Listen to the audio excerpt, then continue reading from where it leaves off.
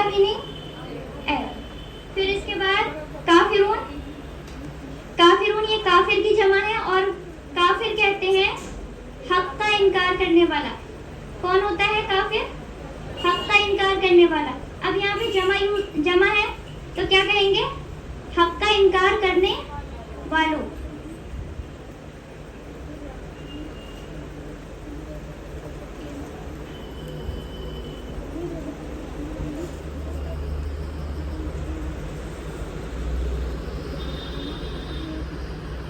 हक का इनकार करने वालों। तो पहली आयत का क्या तर्जुमा आया? ए नबी आप कह दीजिए कि ए हक का इनकार करने वालों। फिर नेक्स्ट आयत क्या है जी? नेक्स्ट आयत का नेक्स्ट वर्ड क्या है? फर्स्ट वर्ड ला। ला का मतलब नहीं। फिर उसके बाद आबुदू। इसमें दो चीजें हैं, एक तो हमजा है स्टार्टिंग में और फिर आबुदू। तो ये जो है ये एक के लिए यूज हुआ है। आबुदू हमने आपको पहले भी बताया था, क्या था इसका वर्ड, इसका मीनिंग इबादत। जैसे कि सूरह फातिहा में भी आया है ये नाबुदू, इय्याका नाबुदू आया है, नाबुदू यानी इबादत। अब यहाँ पर आया है आबुदू, वहाँ आया था नाबुदू यानी मैं इबादत करता हूँ। इसका क्या आया? मैं इबादत करता हूँ। ये है वाहिद मुतकल्लिम और वहाँ पर यूज हुआ था जमा मुतकल्लिम। ये सिंगुलर है और वो क्या था? वो प्लूरल था। ये सिंगुलर है, ये एक के लिए यूज हुआ है, ये है वाहिद मुतकल्लिम। तो इसका क्या मतलब हुआ? एक के लिए यूज हुआ है, क्या है ये? मैं इबादत करता हूँ।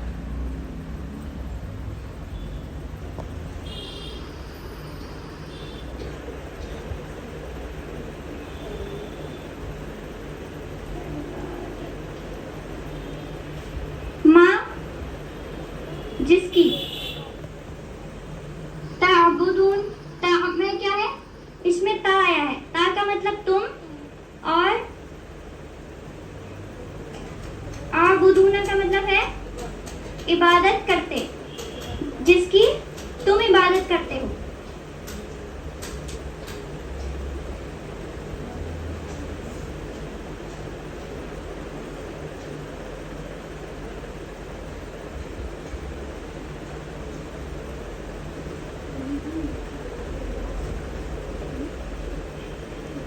इसमें एक ये है, एक ये है और एक ये है, तीन चीजें हैं इसमें, ठीक है? माँ जिसकी, ता तुम और आबुदूना यानी इबादत करते हो। क्लियर है? ये दूसरी आयत भी हो गई। अब तीसरी आयत क्या है? वला और नहीं। वा का मतलब और, ला का मतलब नहीं। अंतुम, अंतुम का मतलब है और नहीं तुम सब। अंतुम का मतलब तुम सब।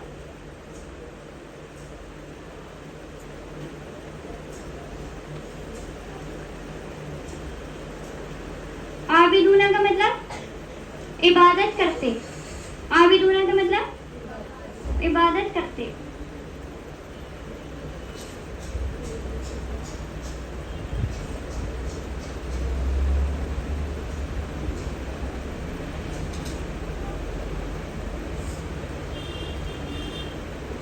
फिर इस आयत में फिर से वही आ गया, माँ। माँ मतलब जिसकी, आबुद मैं इबादत करता हूँ। ठीक है?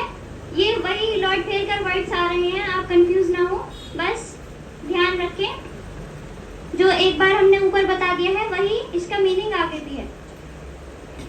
जैसे कि ऊपर आया था आबुद यानी मैं इबादत करता, ऐसी इस वाली आयत में है माँ आबुद यानी जिसकी मैं इबादत करता हूँ।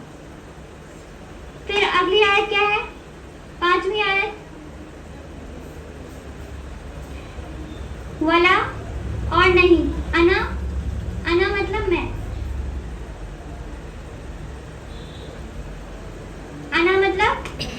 मैं।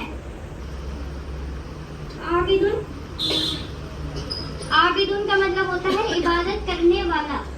जैसे हाफिजुन होता है, हाफिजुन किसे कहते हैं? हाँ, हिफाजत करने वाला। इसी तरीके से आबिदुन इबादत करने वाला।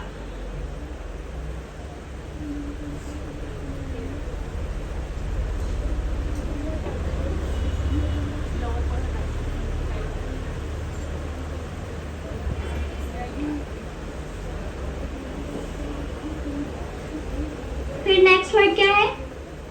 अना आबिदुन। इसके आगे माँ, माँ मतलब जिसकी। फिर अबद, तुम इबादत करते हो।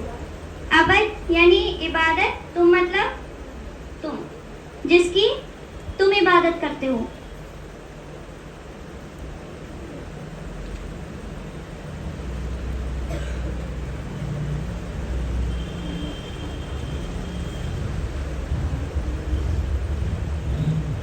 फिर लास्ट आयत है, उसमें क्या है? सबका हो गया यहाँ तक? फिर लास्ट आयत क्या है? लकुम। लकुम में दो चीजें हैं, ला मतलब लिए और कुम मतलब तुम्हारे। ला मतलब लिए, कुम मतलब तुम्हारे, तुम्हारे लिए।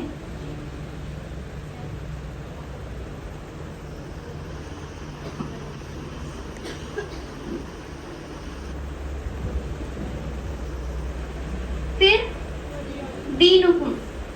दीनुकुम में दीन और कुम, दीन और कुम। दीन का मतलब क्या बताया था हमने? दीन का मतलब पीछे भी गुजर चुका है। दीन के मतलब कई होते हैं। एक तो होता है दीन जो कि मजहब है, दीन किसे कहते हैं? मजहब को। और एक दीन होता है बदला। तो तुम्हारा दीन, तुम्हारे लिए, तुम्हारा दीन यहाँ आया ना, लकुम तुम्हारे लिए, दीनुकुम, कुम मतलब तुम्हारा और दीन मतलब दीन। जब हम इसकी तफसीर करेंगे तब हम इसको डिटेल में जानेंगे। दीन मतलब तुम्हारा, दीन मतलब दीन और कुम मतलब तुम्हारा।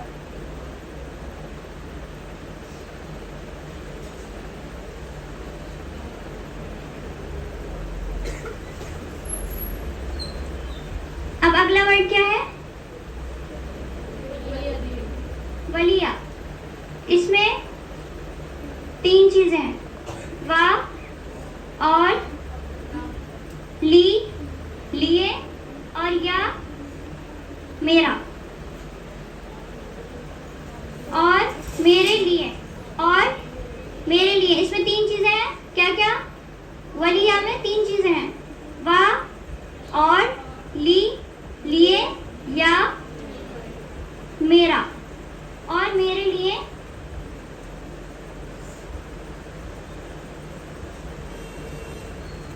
यहाँ अब जो लास्ट वर्ड है वो क्या है? दीन। यहाँ पे जेर आया है तो या की भी आवाज आ रही है यहाँ पे, या यहाँ पर छुपा हुआ है। तो दीन यानी दीन मेरा, मेरे लिए और मेरे लिए मेरा दीन। इसमें भी दो ही चीजें हैं, मेरे लिए मेरा दीन।